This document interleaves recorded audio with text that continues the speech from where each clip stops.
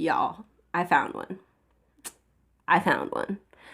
Exactly the shit I was talking about. This is a perfect example of what I mean when white adoptive parents need to parade their kids around and make coin on. Let me take this hit first.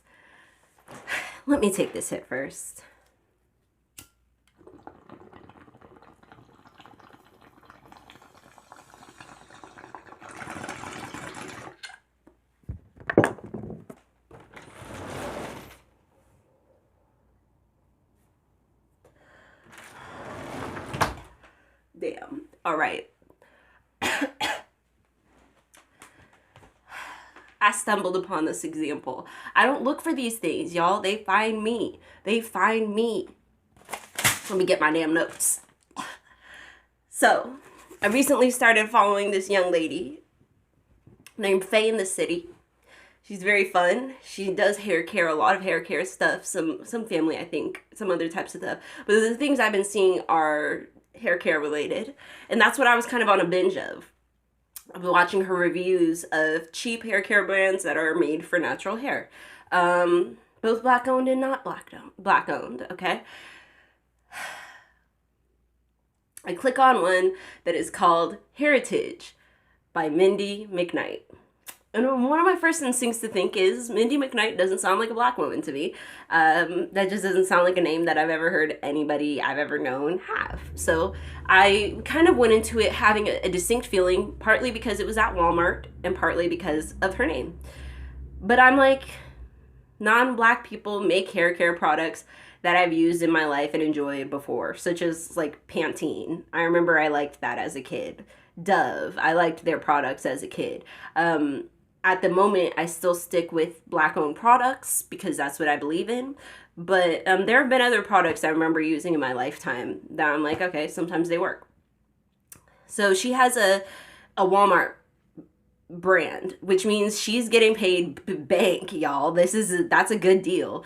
Oh shit, I forgot to put on my microphone. I hope you've been able to hear me. But anyways, it's a good deal. It's a really good deal that she's on.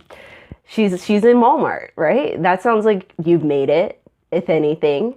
I did a very quick search of her before I started, just searched her name and her pictures because I don't really want to hear the story. I don't need to hear the backstory. I don't need to hear the little details.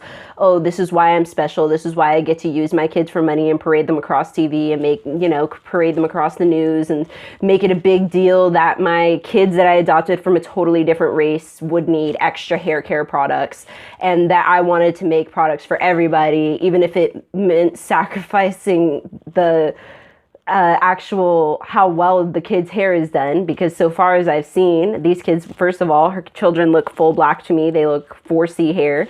And so far, I haven't really seen that many glowing reviews from anybody with black hair, which leads me to believe either her kids have special unique hair that this product actually works for them, so she thought maybe it would work for everybody. Maybe she's okay with the substandard level as long as she only has to buy one bottle of shampoo for everybody in the household. But at any rate, she's the person I'm talking about with a gaggle of kids, both adopted and non-adopted. It looks like she rounded off a large family with 2 more children. And they seem a little bit younger than everybody else. She waited a few years to do that. She and her husband, they run a YouTube channel that has 13 million followers. Why?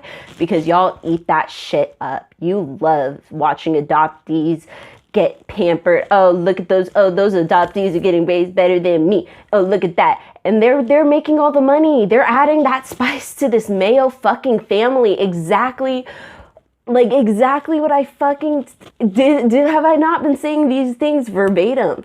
And here's a family that is a perfect example of people who not only did they feel they needed to adopt these children for whatever reason, I'm sure, I would guess, this is my personal hypothesis without researching anything about them, they're Christian, and many evangelicals believe and tell each other to adopt, especially from other people's cultures, to better the world.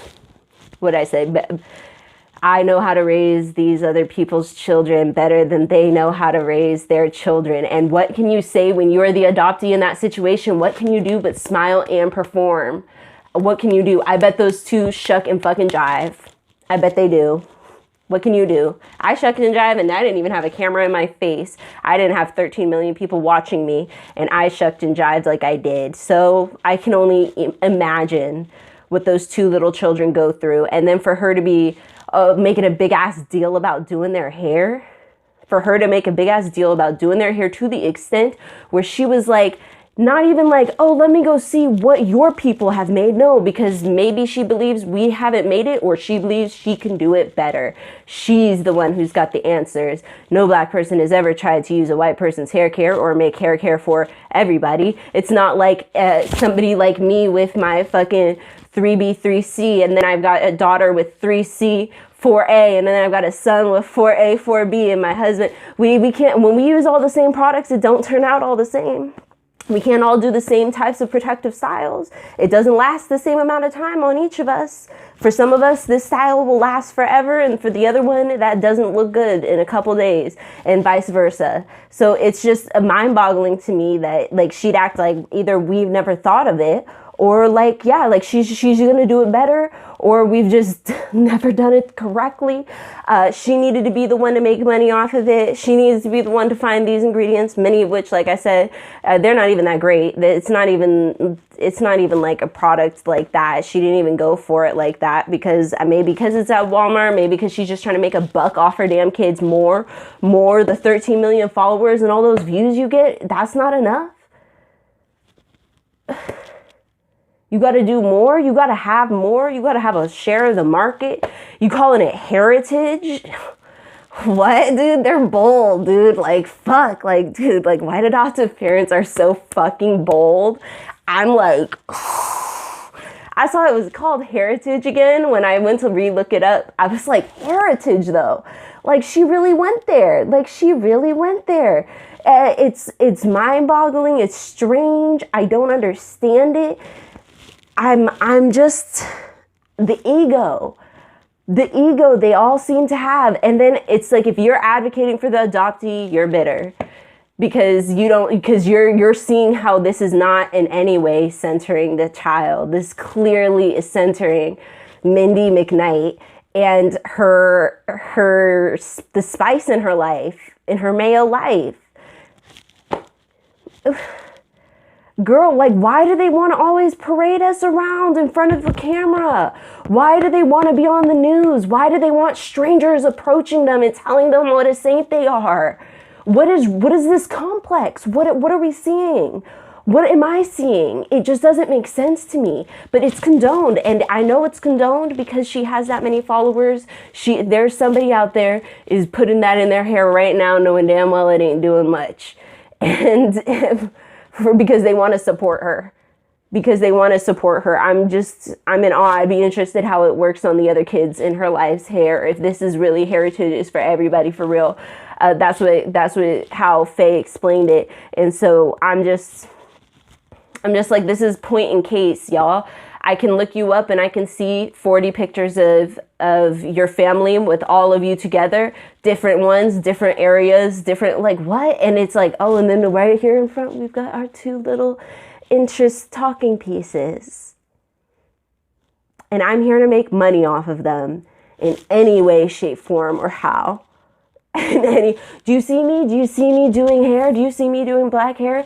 Do you see me making up my own products and now I can sell them to the black people who didn't know how to do their hair before? And then how does she get the deal with Walmart? That's what I'm like, because I know we've been making products for little black kids' hair and it's been profitable for a long time for anybody black person's hair, natural hair. So I'm very confused how Mindy, of all people, is the one with the Walmart fucking campaign. The one being sold in Walmart, the one that's accessible to everybody, the one that everybody's gonna see as a leading name in black hair care. And what? I just don't get why. I don't know why they always want to be like this. At any rate, I brought this up to say here is a pure, perfect example of what I mean. I've seen a couple other ones that's like our adoption story that's been recommended to me. I'm not even ready to click on all those, y'all. I could rant about this shit for days. I don't understand how this is seen as a good idea to keep stroking these people's egos as they continue to have not kids for attention, but in this case, yeah, they're adopting a child to serve as this vehicle for the attention that they're going to get. In a lot of ways, they're again burdening a child with financial, but it goes deeper because, like I said, adopted kids come from a place of deficit. So it's like, it's one thing when you're doing it to your own kids, but then it's another, you take these kids out of this situation and then you've got them performing. Oh, what are we going to do now? Look at your hair. Now we've got the perfect product and here you go. And we're going to be sold en masse to all over the world. And like, there's no thought in their mind about supporting any of the community. I just don't, it's not supporting the community when you're front and center every time, when you're doing all this every time. I don't get why. If it's about Mindy, then it should be about Mindy. Why is it about the little kids? How are the little kids involved in this with you making hella money off of this? And if it's not about, you know what I'm saying? Like if it was like Mindy's makeup by Mindy, and Mindy happened to be this random lady who adopted black kids, I wouldn't care. I'd be like, okay, well, you know, I hope those kids are okay, but I'm gonna leave that one alone. But no, her brand is Hairitage by Mindy. Let me do my kids' hair. Let me show you how special I am, what a special white woman I am, how kind I am. Look at this extra effort I put into my little black kids. Everybody, look at this. Come, support me, support this, finance it. I don't understand it. So anyways, I don't know about Mindy McKnight. I don't really want to know about her. I think that's trash. It made me really sad to hear that she has a hair care line that's aimed at Black people, and she's got 13 million followers. I'm sure many of which are white adoptive parents, some of which are adoptees. Again, I think it's a kind of grooming. It's like not grooming like sexual, well, hopefully not. I do know a lot of transracial adoptees have experienced that from both parents. But, you know, it makes you so you're always thankful. You always think, oh, I've got to prostrate myself. You're always in the debt because you were adopted. And then you're here paying your dues, which I bet those kids have long already paid over their dues. You know what I mean? Like, I just think it's really crazy, the shit we give attention for, and like the egos that get stroked in these people who are adding kids to the family when they already have too many kids to deal with an adopted kid, when they already, you know, when they're clearly here for attention for themselves, clearly here for money, dude. It's just not okay. It's not okay. And I'm sure she's going to have some fan because she's famous, I guess. She's popular.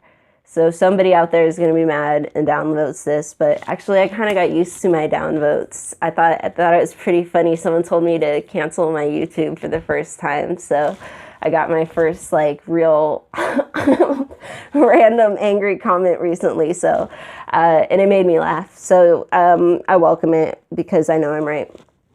Anyways, thanks for watching, and I hope you have a wonderful day. May your ancestors and spirit guides be with you at every crossroads.